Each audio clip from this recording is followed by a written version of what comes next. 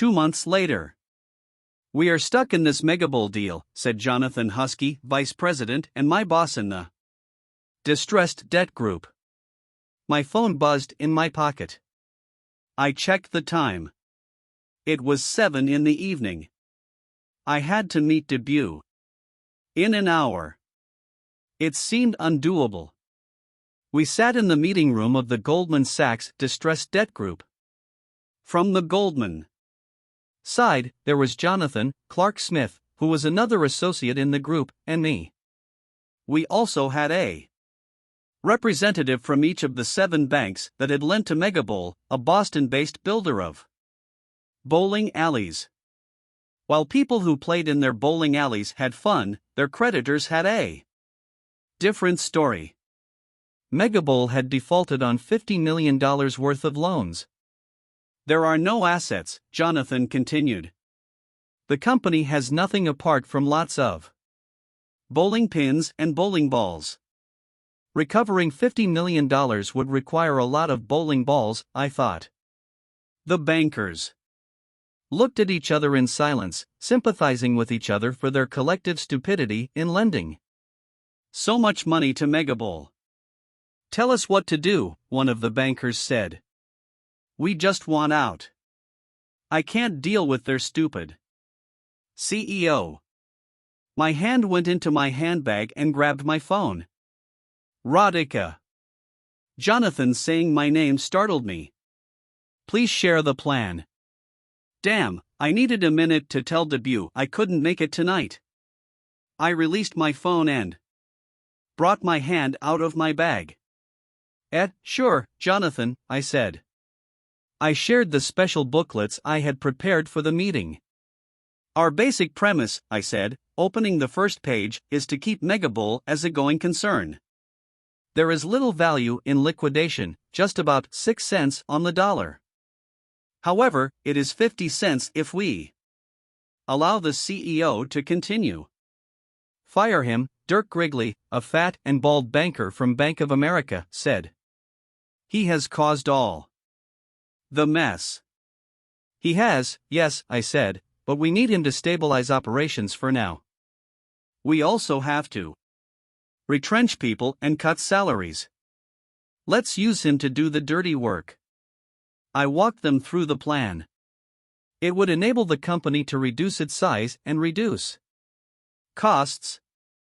The bankers pored over the booklets. I thought of an excuse I could use to take out my phone. I didn't want Debut to leave for the restaurant.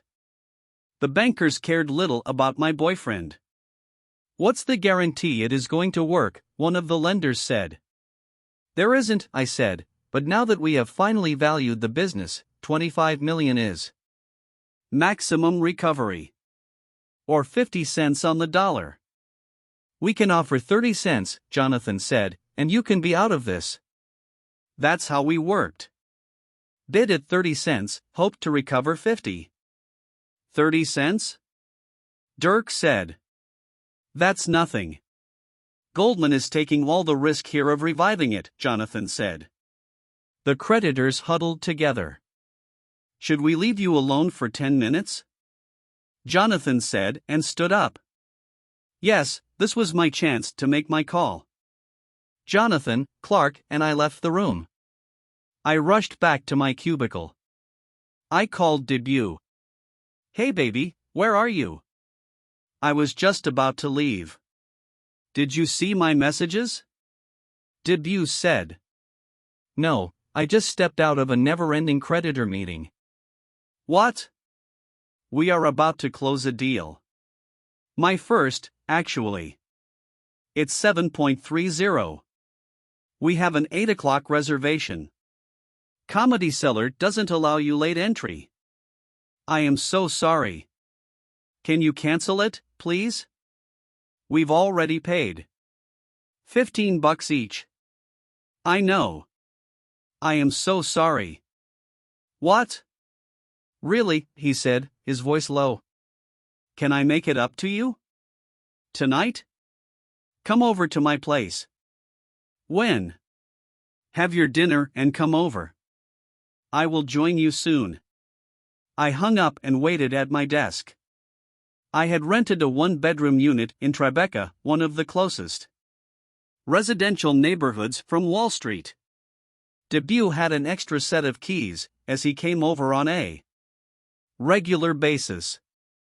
I had gone to his place in Brooklyn only a few times.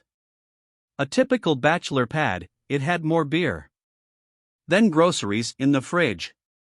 He shared the apartment with two other guys, offering us little privacy.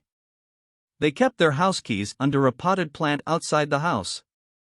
When I asked Debut why, he said, "Just simpler, baby, we lost 6 duplicate keys in the last 3 months." My desk phone rang. Jonathan had called from the meeting room. "Can you and Clark come over?" he said. Clark and I reached the meeting room. "Clark, Rodica, I am happy to say the lender group here has agreed. We have a deal. You're first, right?" "Yes." "That is great news," I said. "Rodica, we need a quick term sheet. The remaining documentation can be done later." My heart sank. A term sheet would take a couple of hours. Jonathan and Clark took the lenders downstairs for a drink to Harry's Cafe and Steak, 2 blocks from the Goldman Building. I worked at my desk, drafting the term sheet with all the deal conditions. Jonathan came up to my desk late at night. He looked at his watch. 10 minutes to midnight. "Oh no. Sorry about this. You should go home, Rodica," he said. "Just mailed you the final term sheet." I logged out of my computer. "Well done. You were fantastic in this deal. You are a real asset to the group," Jonathan said. I felt a warm glow of happiness inside me as I left the Goldman Building. Jonathan's words stayed in my head. I couldn't wait to share them with Debut. "I am sleeping, baby," Debut complained as I switched on the bedroom ceiling light. "Sorry," I said as I switched the light off. I turned on the bedside lamp instead. "What time is it?" he said in a sleepy voice. 12:30, I said. "What?" he said, and opened his eyes wide. "You were in office until now?" "Yeah." "What to do?" "My first big deal." "You know what Jonathan told me?" "What?" "Rodica, you are a real asset to the group." "Why not?" "They seem to be dumping all their work on you." "Nothing like that. They stayed late too.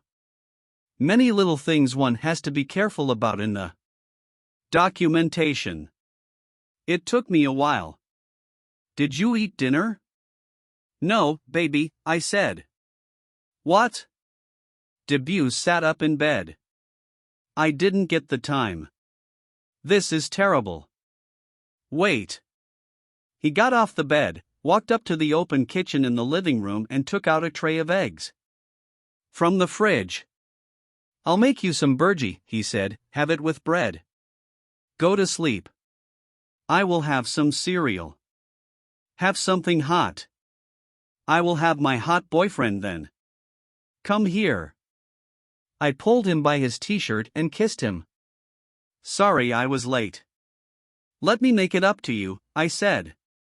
He pushed me away. "Wait, eggs first."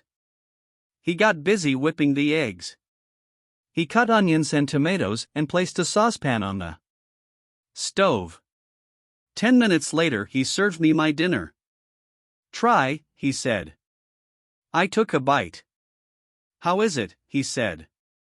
"Yum." "Thank you." "Welcome." Debut, listen. "What?" "I love you." "I love you too. Just don't get to see you much." "Sorry, baby." "Let's move in together.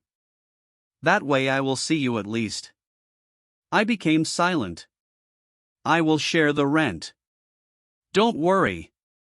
"Not that, silly." "But that's a live-in. That means we are in a serious relationship." "Aren't we?" Debut said. I smiled at him. Keep the place clean, okay? I said.